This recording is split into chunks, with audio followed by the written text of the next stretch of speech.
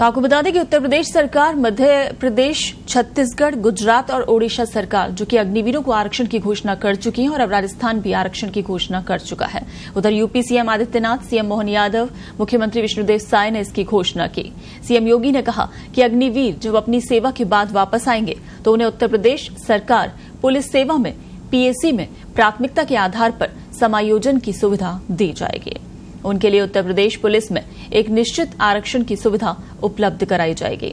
जबकि मोहन यादव ने कहा कि कारगिल दिवस के अवसर पर हमारी सरकार ने निर्णय किया है कि अग्निवीर जवानों को पुलिस एवं सशस्त्र बलों की भर्ती में आरक्षण दिया जाएगा।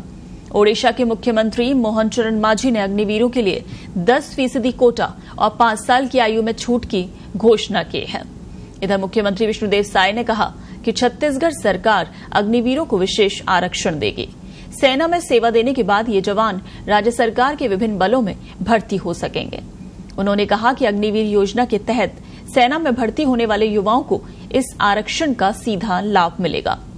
मुख्यमंत्री ने कहा कि मुझे छत्तीसगढ़ के अग्निवीरों को ये बताते हुए बहुत खुशी हो रही है कि अब छत्तीसगढ़ के सभी अग्निवीरों की सेवा के बाद छत्तीसगढ़ सरकार उन्हें आरक्षण देगी और ये आरक्षण पुलिस आरक्षक, वन रक्षक, जेल प्रहरी जैसे पदों पर प्राथमिकता के आधार पर दिया जाएगा। इसके लिए जल्द ही आरक्षण की तय गाइडलाइन जारी की जाएगी। इधर यूपी सीएम योगी आदित्यनाथ ने विपक्षी दलों पर निशाना साधते हुए कहा कि अग्निवीर अच्छी योजना है, लेकिन विपक्ष लोगों को गुमराह कर रहा है। अग्निवीर योजना और अग्निवीरों के संबंध में विपक्ष द्वारा फैलाए जाने वाले भ्रम बेतुके भी हैं और निंदनीय भी। प्रधानमंत्री नरेंद्र मोदी के नेतृत्व में भारतीय सेना में व आंतरिक सुरक्षा व्यवस्था में कई नए रिफॉर्म्स हो रहे हैं। अग्निपथ योजना भी ऐसी ही एक पहल है। अग्निवीरों के कारण भारतीय सेना अधिक युवा बनेगी। ये योजना देश में ऐसे जांबाज युवाओं को तैयार करेगी जो सेना में अपनी सेवा के बाद देश की सुरक्षा व्यवस्था को अधिक मजबूत बनाने में अमूल्य योगदान देंगे। गुजरात सरकार अग्निवीरों को आर्म्ड पुलिस और एसआरपी की भर्ती में मान्यता देगी। हाल ही में केंद्रीय गृह मंत्रालय ने पूर्व अग्निवीरों के लिए केंद्रीय अर्धसैनिक बलों में 10% पद आरक्षित करने का फैसला किया था। हालांकि विपक्ष इसे लेकर हमलावर है। विपक्ष के कई नेताओं का ये कहना है कि अगर हमारी सरकार आएगी तो हम इस योजना को 24 घंटे के अंदर बंद कर देंगे।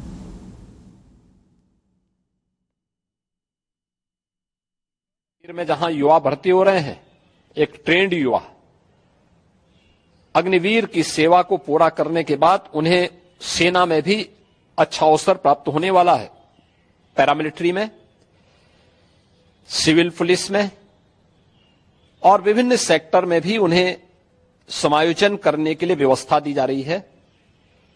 बीएसएफ ने, सीआरपीएफ ने, सीआईएसएफ ने, अन्य तमाम हमारी जो पैरामिलिट्री हैं उन्होंने भी इस बात की घोषणा की है और उत्तर प्रदेश सरकार ने भी इस बात को कहा है कि अग्निवीर की योजना जैसे आगे बढ़ती है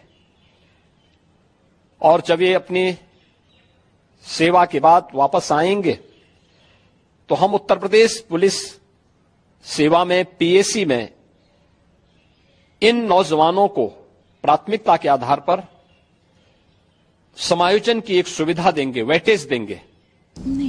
उनके लिए एक निश्चित आरक्षण की सुविधा हम अपनी सेना, अपनी पुलिस में उपलब्ध करवाएंगे। एक ट्रेन मैन पावर हमें मिलेगा, अनुशासित युवा हमें मिलेगा और इसका लाभ राज्य लेने के लिए पूरी तरह हम लोग प्रतिबद्ध होंगे कि उन ट्रेंड युवाओं को हम आगे बढ़ा सकें। और मुझे लगता है कि हमें प्रधानमंत्री मोदी जी के और भारत सरकार के इस सेना रिफॉर्म के अभियान के साथ राष्ट्रीय सुरक्षा को सर्वोपरि मानते हुए आगे बढ़ना चाहिए।